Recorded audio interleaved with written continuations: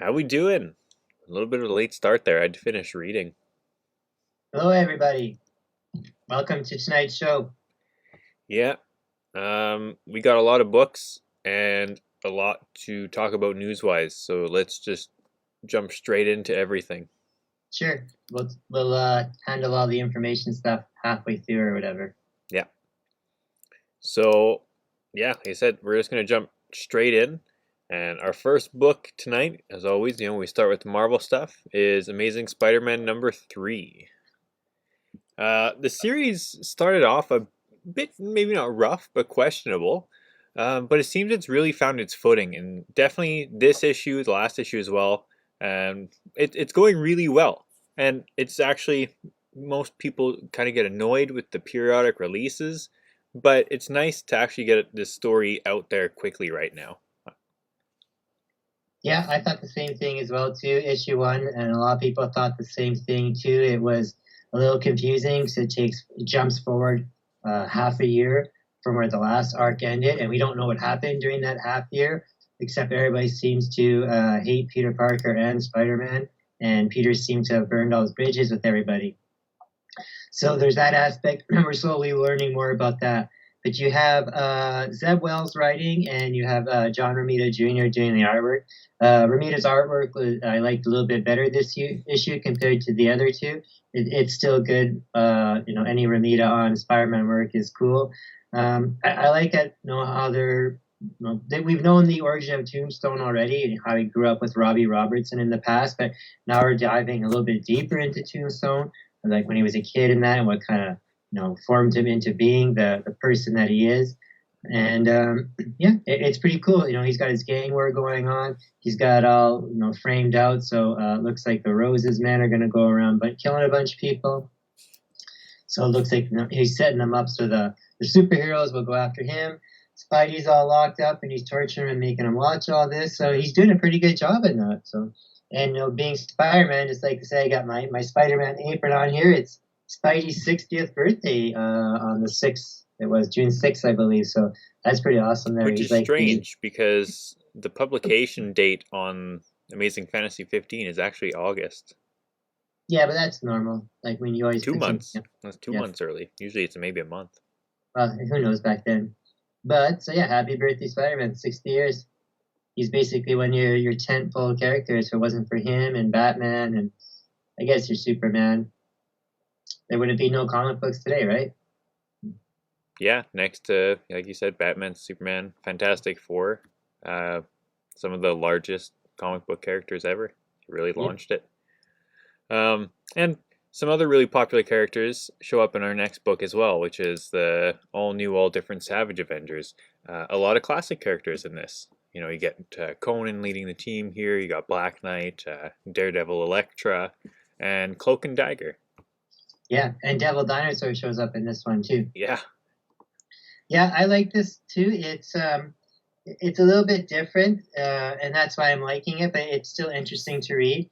It has David Papos doing the writing and Carlos Magno doing the art. It's really nice artwork in here. I liked it a lot. And Deathlock is chasing Conan for like infractions against the time stream because Conan's been the last up in like current Marvel time for the last little while. hmm So he's here to get him out of that time and bring him back to the regular time. So he's kind of hunting him down. All of those heroes that Tyler mentioned have kind of been sucked back into Conan time, Hyperion time, and now they're trying to deal with all this at the same time. So kind of like heroes lost in an adventure, not really meant to help each other out, but all kind of working together for a same goal. Yeah, and at one point here, Devil Dinosaur shows up because he was part of that timeline at 1.2. So all kind of neat how it works together. Fun read, lots of great artwork, just simple, kind of dumb fun. Yeah, and it doesn't have to be anything serious, right? You've got some bigger things going on in DC Comics right now. They have their Dark Crisis thing starting up, Mm-hmm. and Marvel. I know they have sort of an event going on right now with 0 Hour, sort of that About to Fortnite start, yeah. crossover. And Thor and Hulk are going through their big thing. And Yeah, which is one of our next books. Not Thor and Hulk, but Jane Foster and the Mighty Thor. right. this is the start of a 5 issue limited series, and again to kind of not necessarily tie in, but with the movie coming out, so they're kind of hook up as much stuff as possible. Mm-hmm. And it's all current canon stuff.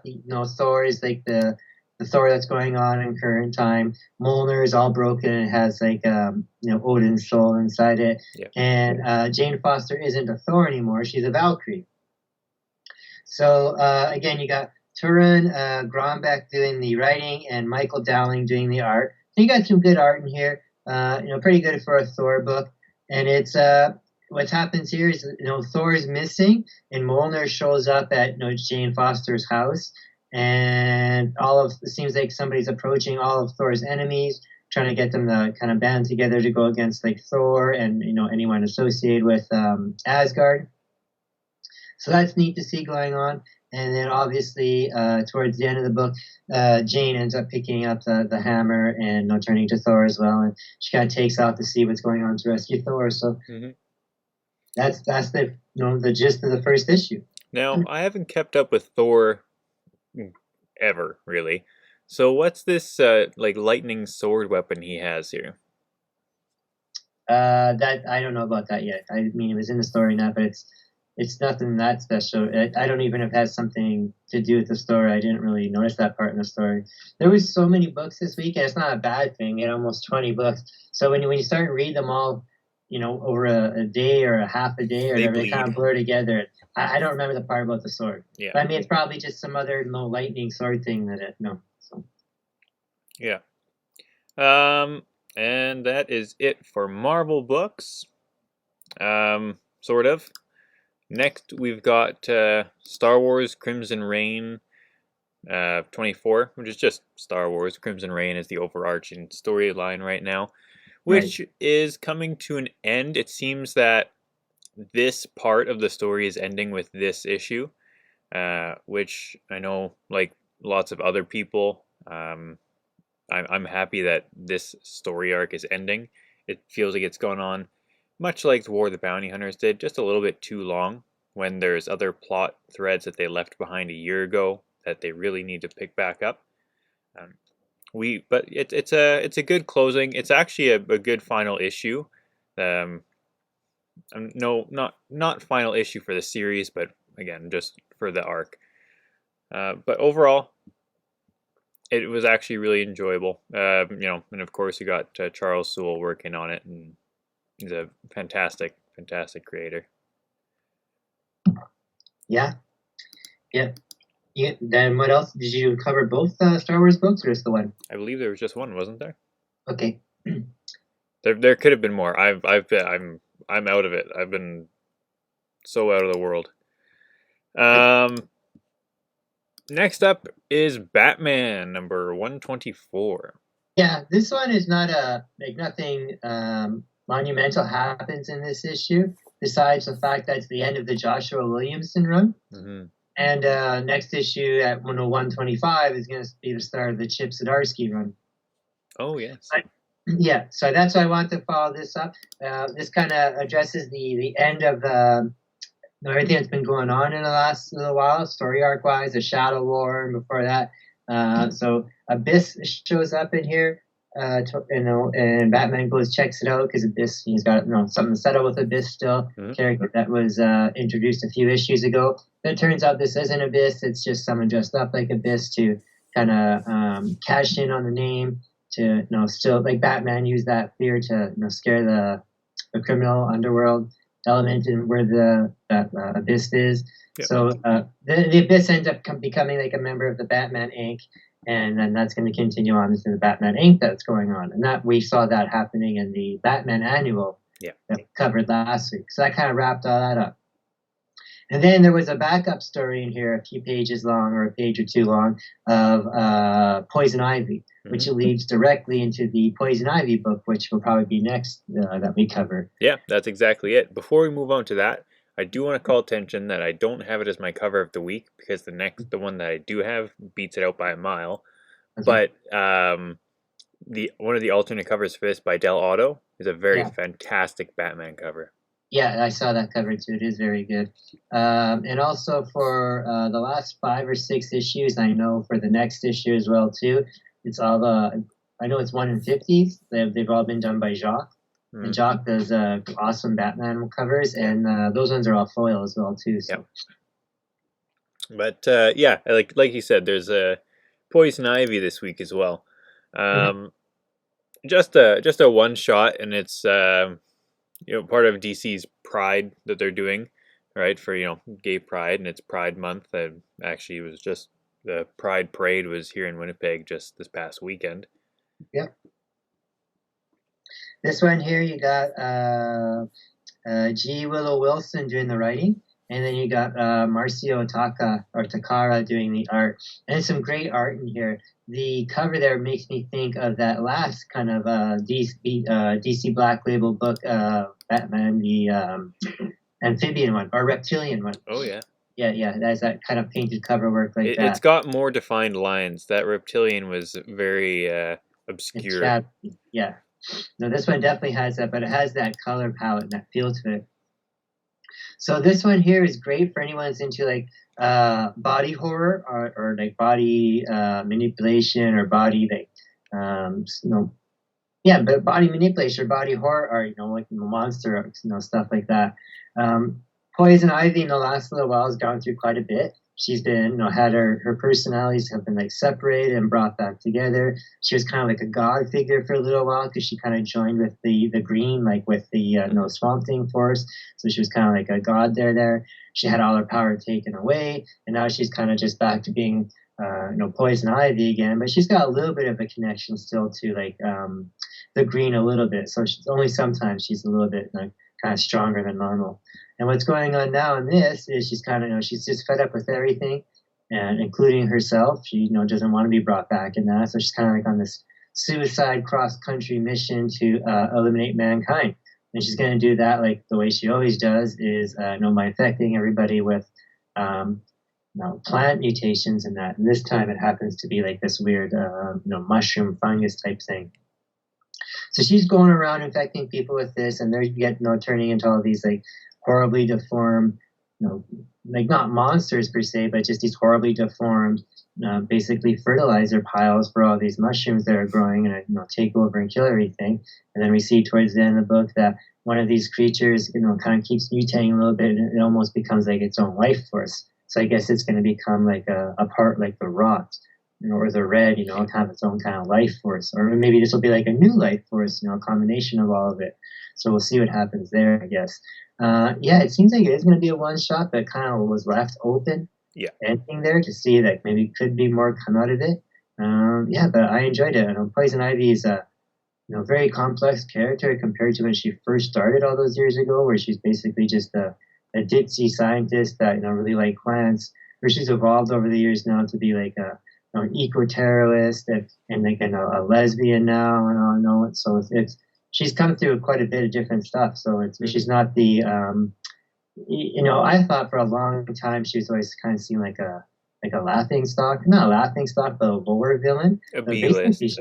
yeah, but basically nowadays and that she's one of the most powerful people in the world, really. Yep. So Um, and we don't cover it in our news section, but in regarding Poison Ivy still, because she's one of the co-characters in the Harley Quinn animated series. yes. They have announced that the third season of that is supposed to be streaming this summer now on HBO Max, Mm, which means, yeah, you're not watching it here in Canada unless you're watching it through other means. yeah, yeah. We just don't get that. No, we get who knows? We get a lot of stuff through Crave, but it's still that hasn't made its way. Yeah, it's weird. Next up is part one of seven of the limited event that DC is doing now, the Dark Crisis. Feels like we've covered about 8 issues of this already, and we're I only know. on number one. Yeah. Again, so Joshua Williamson is doing the writing on this, and he's doing like quite a bit of heavy lifting on DC lately. Seems to be doing a lot of their main stories and a lot of their main story tie-ins. Like, and then you got Danielle Sampier doing the art. Really like the art here. and what it is, and we all know what's going on here because we've, like Tyler said, there's been a couple lead up issues to this, and a free comic day preview and that with it, and is the Justice League's all been killed. Dark Pariah, Pariah's gone all dark now, and he's going to use their death energy to fuel his machine that's going to wipe out all of all living force in the universe. It's almost what he And accidentally did in the original Crisis, what he accidentally did, but now he but now wants he's to. aiming to do it. Yeah, he's been kind of driven and convinced that way to do it. And what we see here going on Earth is, it's been a couple weeks since the death of all the Justice League, and the world is dealing with it. And we've seen how some of them dealt with it before. Some are moving on, or some are still kind of just wait and see. And but no, in this issue, there are things happening, going on. Like, they have been celebrated. All of the other superheroes kind of banded together to deal with the world's problems. And what's going on right now in the world is all the heavy hitter bad guys seem to have gone quiet. Like all your big, your main A-list guys, and we all know why, because they're all kind of teaming up. It seems like to set this major plan in motion. And what's going on now with the Justice League on is that all like the B, C, D, and crappy criminals are coming out of the woodwork and just doing everything possible to try to get a Cue the foothold. Condiment King. Yeah, Condiment King, and even dumb Trickster. guys like if they had a Frogman in that universe or whatever. So yeah, they're all coming out, so everybody's busy dealing with that, and then we see at the end that Pariah's firing up his machine. He's got all it looks like I don't know if it's the souls or the death energy from the JLA kind of trapped in there. We'll see what happens. We'll go from there. So it's kind of cool. I'm looking forward to this. I like crisis events when they're real crisis events, Yeah. and not the titles that they when the story's there and it's something that's worth it being a true crisis event. Right, not just doing it to have a yearly event. Right. Yeah, I hear that. We are just about halfway-ish if we wanted to tackle some stuff before we go further with the rest. There's not just one more DC book to do. Oh yes, I did. I passed it by. That is Flashpoint Beyond #2. Yeah, we can do that one. Yeah. Another classic character from Crisis is in this there, Psycho Pirate. Psycho Pirate, yeah, and he's the only one that can remember everything, like when memories get wiped or when universes kind of get rebooted and stuff. For whatever reason, he remembers it, and that's kind of one of the reasons why he's crazy. And even with all the Flashpoint stuff, where Flash went back and changed history, and that kind of created all this the nonsense that's been going on in DC Universe the last few years. Mm-hmm. Somehow he got sucked into that world through with the Clockwork Killer, who Thomas Wayne Batman's looking for, and the Psycho Pirate's in this world, and everyone just thinks he's this crazy homeless guy, and he's in like an asylum. Then Thomas Wayne finds him and realizes that he's not crazy. He actually knows what's going on for real. And Thomas Wayne's back in this world that he knows has been destroyed. They got destroyed in the Flashpoint. So he doesn't remember how he got back there or why nobody else remembers the Flashpoint. But he knows this Clockwork Killer guy has something to do with it. So he's slowly putting all the pieces going on together. It's kind of unfortunate that this is going on the exact same time as the Dark Crisis, because these are two big events, and they've been separate big events in the past before. Now they're both going on at the same time. So I think one's going to kind of either overlap the other, or it's going to kind of like overshadow, or you're kind of going to get lost or confused between the two, because it's two big events that are like... I wonder if there's going to be correlation somehow. I don't know. That'd be a lot to do. Because, like we said, like Psycho Pirate is a character from the original Crisis as well. Mm-hmm. So who knows? Because you're right, it does seem weird to do this story now and not a few months from now when the Dark Crisis is over. Right. Or have done this before as they were doing the Beyond storyline. Yeah, like they've had the Flashpoint stuff before as huge like summer events, as Crisis as the most. That's one of their biggest events they've done aside from Crises was Flashpoint, which I guess is its own Crisis event. Well, yeah, and that's what they're basically what the Flash movies is coming out, right? So, and they got a lot of big talent writing on this. They have Jeff Johns and Sheridan and Adams all doing the writing, and then you got a couple people doing the artwork on here as well too. So I mean, it's a big book. Mm-hmm. Yeah, so let's break off from some reviews for now, and let's chat some of our housekeeping stuff because we've made up a bit of time. Where, like I said, we're just at that halfway point with the rest of those. Sure. So, what do you want to start off with? The Calculated Man books came in this week, right? Yes. So these will go on sale. Well, anyone can pre-order them now, but this book officially goes on sale next week. Mm-hmm. So if anybody wants a copy of our Michael Berglund wonderful cover here, it is $20. It is $30 if you would like it signed. I'm going to be sending Signed off. and a sketch character of your choice from That's Michael right. Berglund. I was going to say that. So I will be sending that off to Michael probably by Saturday. I just want to make sure that everyone has a chance to get some in before I send them all out with the Spectro books too. Yep. Save on postage because of gas fuel surcharges now. Postage is crazy expensive. So Oh yeah, it's the same price to ship to the States now. It is, yeah. So everything I'm doing nowadays goes into the flat rate boxes, and those go up in August. I just saw the other day too. So Stock up. We're gonna try buying some stock up there. Yeah. And so yeah, and then also I have a few copies of the ratio cover, which is 1 in 15, done by again one of my favorite artists, Mr. Andre Moody. Andre Muti. So I have a few of these that I'm willing to sell. These are we will say these are $20 because they are 1 in 15. And I will tell you guys now that not only is this a great story because I have read it. It's no secret either, but I'll say because in case the people watching haven't heard about it, this book has been optioned for Hulu already. Mm-hmm. So even if you buy this book at cover price for us at $20, you're gonna make your money back no matter what. Yeah. Because again, this is a show. It's a show. It's coming out no matter what. Yeah. Anything that gets optioned automatically becomes a $40 book right away. Instantly. Yeah. And it's Hulu, which when they option things, it's pretty well guaranteed that it is being made. Right. There's not a lot of stuff that falls to the wayside with Hulu. No, because Hulu is a lot of people don't know this, but Hulu is owned by Disney. Majority of it is. And by 2024 they will own it all. Yeah. But yeah, so that's a good sign too. It's not just like some smaller company picking it up like Tubi or something like that. Which has happened with stuff before. Well, yeah, Ice Cream Man was on that one that was on up for a few months. That one site, it was QB or something like that, and it never got developed. So yeah, that's cool too. And if anybody wants signed copies by Michael, like I said, that's $10 extra, and we also have grading. So if anybody wants a graded copy, or if anybody wants a signed graded copy, we can get that too. Just let me know and I'll pass along. I mean, personally, I would say go with the signed copy because the extra $10 is going straight to Michael, straight to the artist.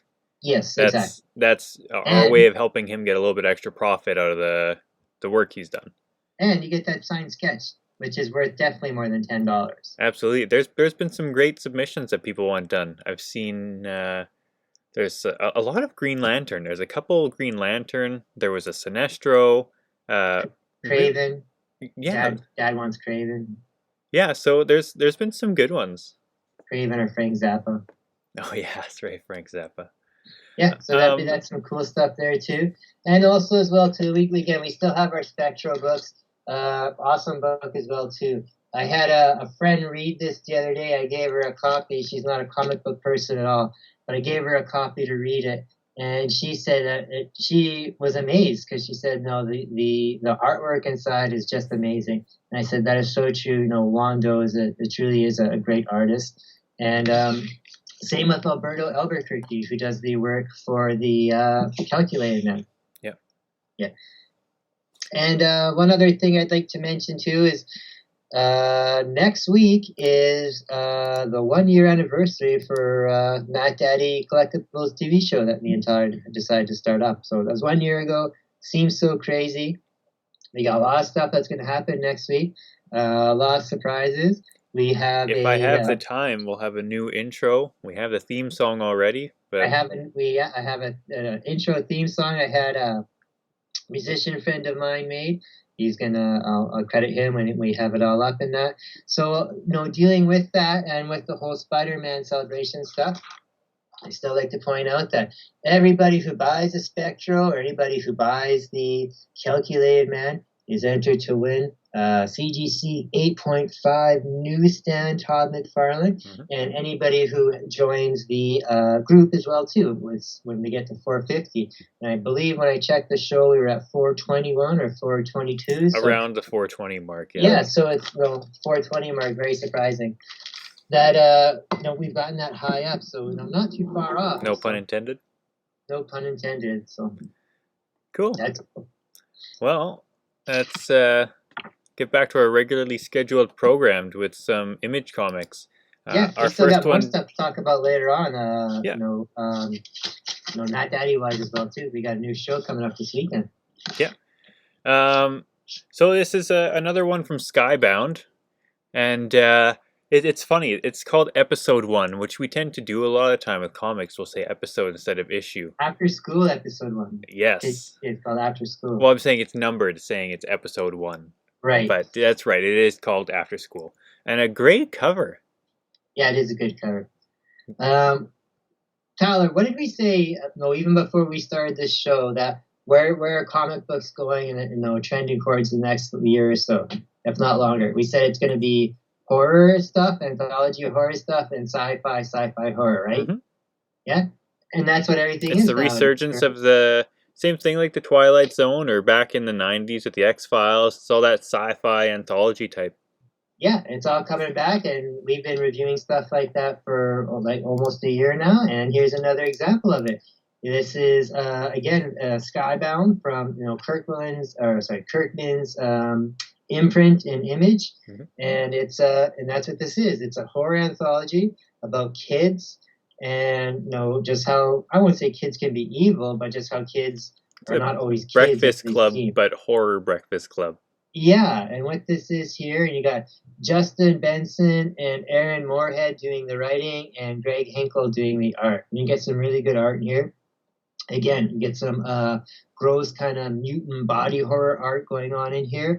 You got a young woman with social anxiety issues, and that's her on the cover there. And her parents get her a support dog, and he's got that cute little dog there. Mm-hmm. But this dog, does wonders for her. Gets her like more confident. She just starts excelling at school and everything. And we find out that this dog is more than just a dog. It's actually a dog that has like an alien parasite inside it that kills. Is murdering all these other animals in the neighborhood to build like a spaceship / portal to get back to its dimension. And this dimension is like, it's all like this again, like this meaty, torn up, Hellraiser type of dimension. I love that campy sort of dogs from space story. Yeah. So then, like in this creature, like you say, it's this horrible, like kind of possessive, like the blob type creature lives inside there. Totally. So she ends up helping it to, kill off some of the rest of the neighborhood pets and that to build this portal to get itself back, just to. Just kind of like the, get it out of here type of thing. Get you out of here just so you're not around here type of more thing. So very, very creepy that way. Again, has that whole outer limits type of feel to it. I'm very curious to see what the next issue will be, because this one was kind of cool. Yeah. And then we got one more from, I almost said Aftershock. Aftershock's after these. I bet you, again, being a Kirkman book here with the Skybound, I bet you I could see this being a show as well too, like a more adult Goosebumps, or a more adult Are You Afraid of the Dark series. Especially with shows like that, Stranger Things and stuff that are out nowadays. That they get pretty graphic and horrific. So yeah. Hey Sam. So next up from Image Comics is Twig #2. And I love the creature on the cover there. Not Twig or his little yellow whatever snail buddy, but the other creature it looks like a deformed, mutilated Muppet. It's so creepy looking. Yeah. This is good. We're covering a lot of number issue twos this week, Yeah. just because there was plenty of number ones to cover, and there was a couple number ones here that I wanted to cover but didn't, just because there was so much to go through already. But a lot of these number twos just deserve to be covered because we covered the first ones that were so good, and we said we would check into them to see if they would be continuing on. And Twighead from Image has been great. Scott Young doing the writing here, and then you got Kyle Strama doing the art. The art in here is great, super colorful, very like friendly art, but still kind of serious in the sense it's not like cartoony, like no kid cartoony. Yeah. But like I said, super colorful. It's fun. It's fast. The monsters in here are pretty cool. Like just all the different looks. It makes you feel like sometimes you're in some kind of like Dr. Seuss type kind of world. Mm-hmm. And then he's Twigs on a magical journey. He's gotta go to this place to get the jewel fixed to fix the mistake that he Kind of did. gives me the vibe of like Willow. Yeah, it has like Willow or like Kanto or even like the Hobbit stories. They all kind of have the same thing. They're on a mission. They're little creatures that have to go out to battle against the bigger world. And this one's pretty funny and cool. Sidekick, the little sidekick, I think his name is Splat, little yellow blobby something thing. like that. Yeah. He's pretty funny too. He's a lot of comedic relief. So yeah, this is pretty good book so far. And now we're breaking into Aftershock, who had actually quite a few releases this week. We're covering 3 of the 4. Yeah. So I will set you up with the first one here, which is Astronaut Down, and I will run and be back in a moment. Sure. In this Astronaut Down, it falls into, like I was saying earlier, Aftershock loves doing horror and sci-fi horror, and this is one of them. You have James Patrick doing the writing and Rubin doing the art, and we've seen this team do quite a few things with the Aftershock, so it's that's going to be good there. You got an astronaut program in the future, and it's there to save humanity from the mutation or with the cancer. And it's not a mutation in the cancer in the sense that it's affecting humans.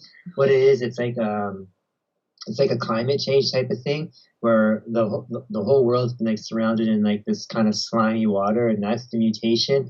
And there's just a few cities left that are kind of held up behind these giant dikes and that, and they're slowly getting broken down. So they have this astronaut program to save humanity, but it's not to travel through space. It's to travel through space and through multiple dimensions, almost like that Interstellar movie that we saw with a few years ago, which was quite cool.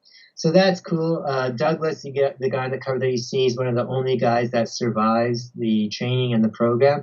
And so on their last ditch chance to, the city's actually starting to get flooded. It's the last chance for these astronauts to try this mission. And of course it goes wrong. They all kind of get killed because they go off track, and the Douglas guy still goes off track and still manages to land and wake up. And now he's in this reality and when you show up in these realities, you show up in your body, but your body from that reality. So he kind of wakes up in this dimension where he's just sitting at supper talking to a lady about how she burnt the chicken. So we don't know what's going to happen from there, if the Earth's been saved, this is another dimension or what. Really kind of creepy, spooky art. I liked it. It's pretty cool. Aftershock, there's a lot of these books.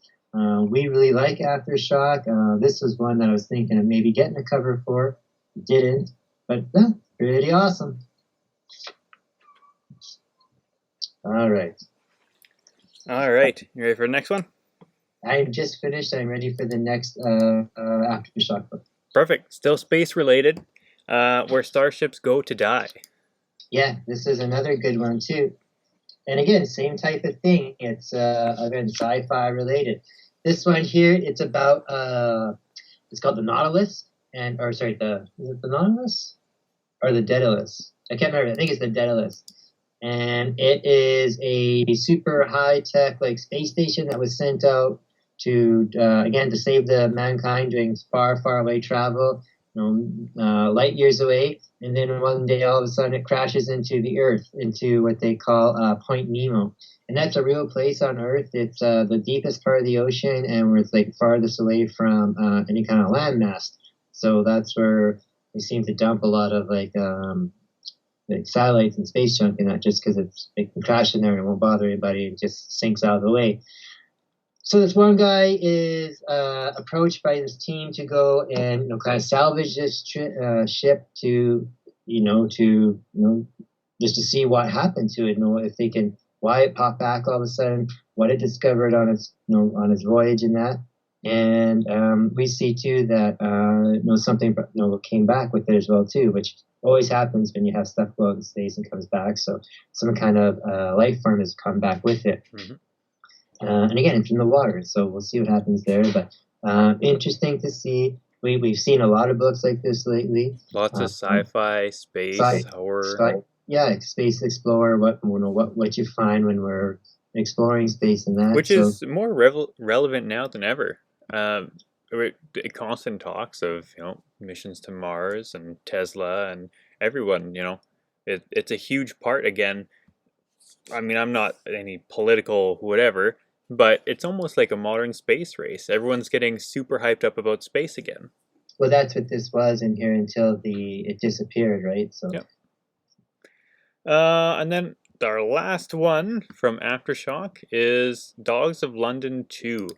And I know you really liked the first issue. How do you feel about the second one? I still liked it. It's at the end of the last issue, I liked it because it's a gangster period piece about these gangsters in the 60s called the Dogs of London. They kind of ruled everything, and then they come to nowadays, and they've kind of built upon that. They've gone legit. They've turned their evil ways into legit business ways, and so now they're like they're socialites in that. The one guy's son's running for office and that, so he's been knighted. So what happened at the end of the last issue was 3 dead guys from the gang who they killed in the 60s and buried have been unburied. They were building a new building. I think it was a mall or something like that, or a hotel or a condo, and they were digging and they found these 3 bodies. But in that whole 50 or 60 years, these bodies never aged or decomposed everything, and they're actually still alive. So this guy gets a phone call saying that this has been buried up or unburied, and now it's kind of like skeletons are out of the closet. Everyone's afraid how it's going to happen, affect them, as like house cards. So now that in issue 2, that's what's going on here. This guy's trying to use all his rich connections and political connections to figure out what's going on and to to deal with this and that. And he doesn't know what's going on. If it's like supernatural or just what he just wants it dealt with, right? So he ends up calling on some favors, and they end up finding out where these bodies are being guarded and stuff, and they end up blowing up the hospital just to eliminate all loose ends. Mm-hmm. Well, at the end of the story, after the hospital is kind of like smoldering and that, we see that these bodies are still not dead. They're kind of standing there. So something's either possessing these bodies or that, or we just don't know what it is. So obviously these things aren't going to die. Sounds like the truth's going to come out about this whole gangster lifestyle or how they became legit in that. So yeah, kind of cool. That's like a supernatural Sopranos type of thing. That's what I was gonna say. It sounds like a Sopranos story. Mm-hmm. And then we're moving away from. Oh, that's written by Peter Milligan and arts by Art Cydia. And I like Peter Milligan's work on there too. He writes good stories. He does. He's very good. But yeah, moving away from some of the bigger groups. Not that Aftershock is too huge. We are going to some more just indie stuff, and this is hardcore indie stuff, because next up we've got from Ahoy Comics, Justice Warriors, and what a strange cover this is. Yeah.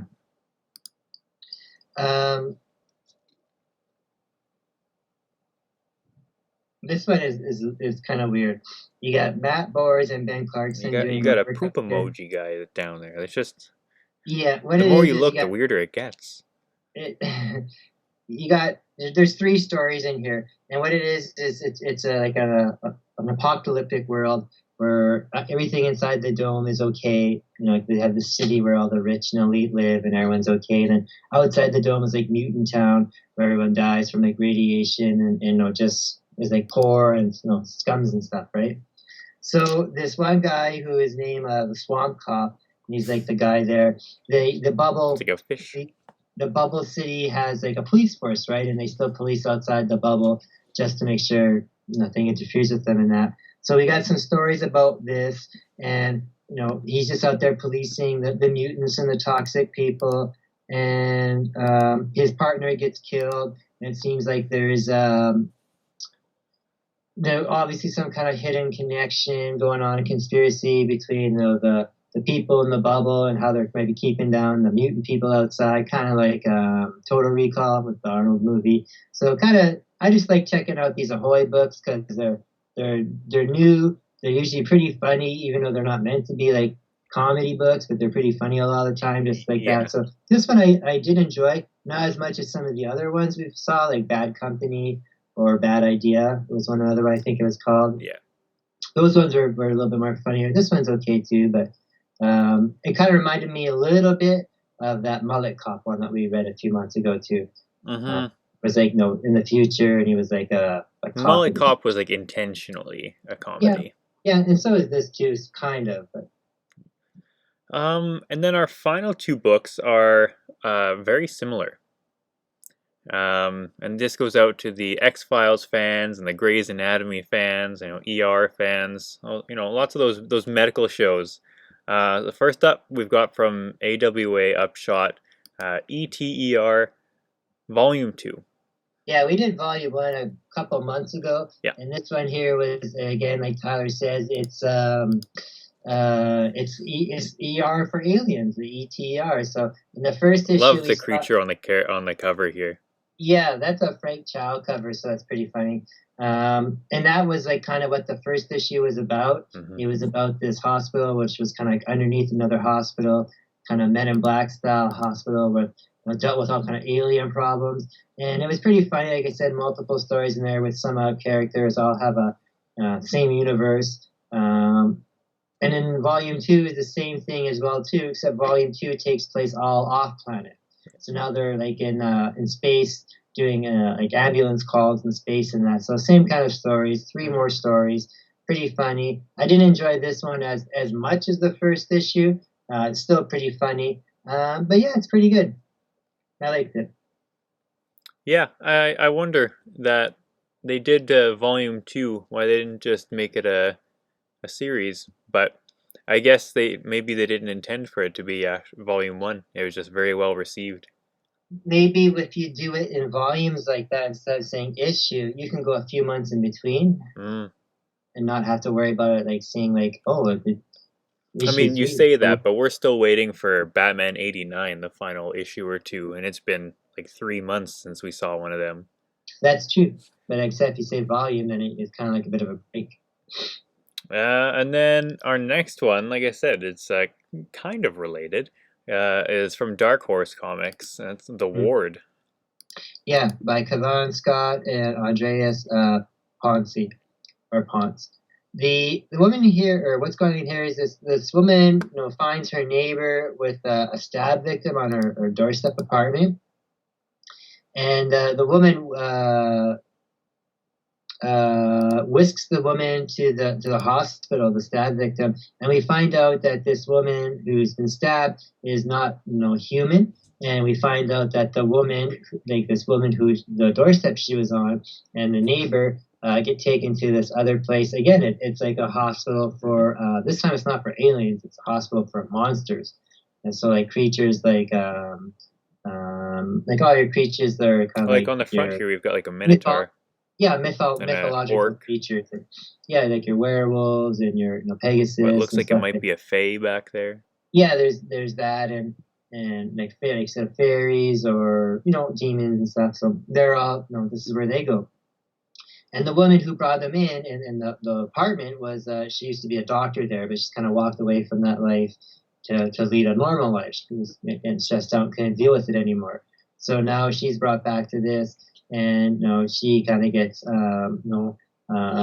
dragged back into this lifestyle, and now her and her neighbor, they kind of wipe her neighbor's mind like Men in Black style, so he doesn't remember anything. He kind of remembers stuff a little bit because when he sees her in the hallway and stuff, he kind of remembers stuff but doesn't. So I guess we'll see what happens there if he's going to get involved into it more. But like I said, she's back on the job there now, being a doctor in the ward, which is like this monster hospital. So When I first saw this cover, there's the bearded guy in the front there, and he looks exactly to me like a younger Will Riker from like Star Trek Next Generation. What's the actor's name there? yeah, interesting. Um, I can never remember his name. I know what you're talking about, though. Yeah. But yeah, just that for some reason the same hair and everything. Um, that is what we've got for books. However, we did not go over our covers of the week. And like I alluded to, the Del Auto Batman cover would have been my top cover of the week. Right. But this one, I don't know the story behind it. I'll throw it up on screen. It's called Volcanosaurus. And from what I gather, it came out a few years ago, and it was actually, I think this is that American press, whatever they're called there. Arctic Press? Oh. No, it's American Mythology Press? American Mythology Press, yeah. Yeah. And I think it's one of the first original stories they did, because there's 2 issues. But I think they were only digital, and they might only be making their way to the physical market now. Not sure, because I haven't been in the store in 2 weeks, because I have no life beyond school. But yeah, I mean, this is a fantastic cover. It makes me think of Sharknado or Croctopus or whatever, and Volcanosaurus. I thought it was pretty good because we've got the release of Jurassic World, whatever the third one's called now. Domain, I think. And yeah, that's coming out, I believe, this week, if not tomorrow or Friday. It might have been today. I've been hearing not great reviews about it. Yeah. But yeah, that is my cover of the week because that is just some ridiculous dinosaur goodness. Tell us about your cover of the week. It's I don't even know what this book is called. It's Miss Meow, right? It is the name of the book. It too was a book that was been out, independent book, Kickstarter a couple of years ago or a year ago. I've got the Kickstarter one. I bought it. And I guess this is either, I haven't read it yet, so this is either a new volume or they've actually just got it mass printed now. And yeah, this is just a great cover. Carla Cohen.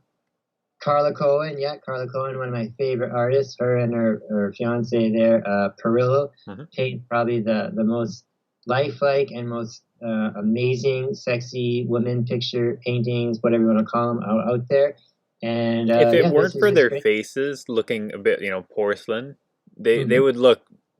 I wouldn't be able to tell really if it was real or not. Like they are very, very good. Carla Cohen does amazing work. I've loved her work for a long time. She herself is a beautiful woman, Carla Cohen. So yeah, this is just great. Miss Meow, she's like a secret agent type of thing, like almost like a Betty Page type of thing, or like a Tomb Raider or Gen 13, like that type of thing, or Danger Girl, all that type of thing. Yeah, but it's just a great cover. I just saw that and I love it. It's a cover. I know it's pretty hot. It's going for quite a few bucks actually. Yeah, and the one we have up here is the trade dressing, but there is also a virgin cover of it as well. Yeah, there's a virgin one that goes for 200 actually, and this regular one's going for about 100, and that's brand new. So it's just a hot book. And that's it that we have for books. But more stuff did come out this week. Like we had the debut of Ms. Marvel. Yes. It's not great. It's not awful. It's pretty much what I expected it to be from the trailers. I think it's more for young adults, sort of your teenagers, preteen. It reminds me of some stuff that you would have found on the Disney Channel just after school, where it's a little bit more grown-up content, not necessarily for children, but a little bit older. Yeah. It reminds me of a show back in the day with Lizzie McGuire That it was with Hilary Duff, but it was called Lizzie McGuire. Yeah, yeah, Um, really, really neat art style to it, though. And I say that in the sense that when they're having, like, say, text conversations, it shows up in the background. So it looks as if it's like a neon light turning on, or it's the crosswalk is the words. Like, really interesting use of the text messages. yeah. That's Um, and like overall, it is genuinely seems like it's going to be an all right show. I don't think it'll be this huge, huge thing like, say, Loki or Falcon and Winter Soldier were, or WandaVision. mhm. Um, it's definitely meant to be a little bit more of its own side thing, I think. But first episode's a good entry to Kamala Khan and her family. Obviously, like, I'm not of that race or that religion, but from what I'm hearing, people that are really loving this interpretation. They feel that it's very faithful. They feel very represented by it, and Mhm. if anyone is having the best reception, it's them, the people that it's really designed to be appreciative towards. Yeah, yeah, I think so. The comics have always been like that too for Ms. Marvel. Yeah, I haven't watched this yet. I had a chance to get one show in today when I was doing stuff, and I chose Obi-Wan. yeah. So let's throw Obi-Wan up here.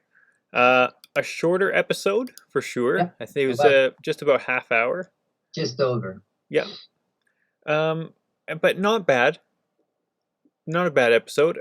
Um, I'm noticing, and other people have noticed as well, but it was very apparent in this episode. This almost felt like episode 4 all over again, where, Obi-Wan has to sneak on to an Imperial base to save Princess Leia, and he does Hmm. a lot of the same things. He's sneaking around the stormtroopers. He does a little, force whatever, make something fall in the distance, makes a little ping, and they run off. Like, a Yeah, lot of very similar notes. And people are now picking up that there's 6 episodes of this series, and each episode almost feels like Obi-Wan's going through his whole journey over again to become a Jedi.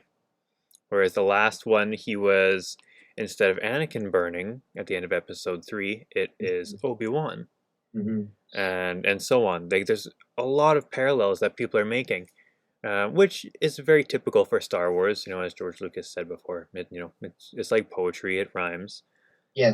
But yeah, I'm liking all the characters, and I think the little girl they have there playing Leia is fantastic. I think she's one of the best characters in the show. That's Carrie Fisher, like, sass and attitude to a T. She's a pretty good actor. Um, Yeah, yeah, and I'm liking their use of Vader. I know some people just wish he was in it more and wishes that Vader was the main antagonist, but I like Vader being this dark, scary force that everyone's afraid of when he shows up on screen. yeah. I like that too. It's been good. I enjoyed it. And yeah, we've got, unfortunately, only 2 episodes left. Yeah, but lots of news to go over though. The last few days they've just been like throwing out all kinds of stuff. Now I guess because with COVID kind of wrapping up Everything's and off people the back back to work, burner. yeah, there just seems like a whole backlog of stuff that's coming to the front right now, and there's tons. Like So, I'm like, sure we've even missed some of it here because well, yeah, there's. first off, yesterday was like a Ghostbusters day, Mm-hmm. and they This were is the revealing anniversary of stuff. Ghostbusters Yeah, too this week. they were revealing tons of stuff. They've talked about how it was announced a while back, a Ghostbusters game. Um, Not my style of game, but looks very interesting. I'll probably give it a shot. But that was announced before. Now we've got confirmed that they're working on, and actually actively working on, a sequel to Ghostbusters Afterlife, which was essentially Ghostbusters 3, and they've officially said that, yeah, this is Ghostbusters 3. Yeah, animated series. There's a new animated series, there's a new animated film, and there's going to be a limited series from Dark Horse as well. Which I find weird because if it's from Dark Horse, that means that's another property that IDW has lost. That's true. I hadn't even thought of that. Seems like Dark Horse is cleaning up. Guess so. But yeah, lots, and there's still other spin-offs that they say they're working on as well. And I think they said there's something about a TV series as well, even aside from the animated series. I think they had said something about a TV series prior. But they're looking to make Ghostbusters its whole own franchise, and they even have They've it been working pushing under that the for years. banner called Ghost Corp. Yeah, yeah, they've been wanting to do that for years. So there's that, and then I saw that again, anniversary wise, they're bringing out the GI Joe movie in the theater for one weekend at the end of June. Yes, I yeah, hope they have that up here because I like that GI Joe movie. I know much like Transformers movie, a lot of people think that kind of ruined it because a lot of big stuff happens in there. Like you find out Cobra Commander is actually like a a snake mutant snake. person Yeah, from Cobra Law, and it kind of changed so much. Like it kind of destroyed retconned a bunch of things, but I like that. It was neat to see all the different new characters introduced there. So that'd be cool to see. They got announcements of a sequel to the Joker movie. That's yeah. getting a lot of I think it's called hype. Folie Fought Deux. or whatever. It's like a French thing. Yeah, Yeah. which And I then think it comes to Madness for Two or something. yeah. And then a couple trailers got released this week. The Predator Prey one. Looks That looks great. awesome. Like I Yeah. haven't been excited about seeing a Predator movie for a while because I haven't liked them. This Hmm. one looks like the Predator, like the first Predator, where Arnold in the forest type Yeah, of thing. So that looks but it's awesome. like a primitive Comanche human. tribe. Yeah. Yeah. So that's kind of awesome. I'm really liking that. We got the Uh, trailer for Black Adam, our Black first Adam, official trailer. that's looking awesome as well Yeah, too. I'm looking forward to seeing Doctor Fate. I know it's a little bit late to the game because he is so similar to Doctor Strange, but I think Pierce Brosnan is going to do great. He sounds great as Doctor Fate. He has that sort of Yeah, but mysticism to Doctor him. Fate is. I never really thought about him being close to Doctor Strange like that, just because he's so connected to like all the Egyptian lore, But with the visually, like it'll be costume and stuff. hard to differentiate. Yeah, but I guess power wise it'd be like that. But I just thought of him as like another magician. So, Yeah. but yeah, I never thought about that. And then what else do we got here? Season 2 of Sweet Tooth has just finished up filming. Mm. And I never saw Sweet Tooth. I always meant to watch it and never got started on it. So Yeah. we'll see about that. Sandman trailer came out for Oh the yes. Game Show, which looks awesome. I've been waiting for that for a long time. And the Rob Zombie reboot of the Munsters. That trailer came out this week It too, and wasn't that so looks much of a pretty trailer though. It was a bit more of a peek at the teaser, whatever. family. So that looked kind of cool too. I saw earlier this afternoon, just before we went on the air, that it's been confirmed that Thunderbolts projects are in development now at Marvel.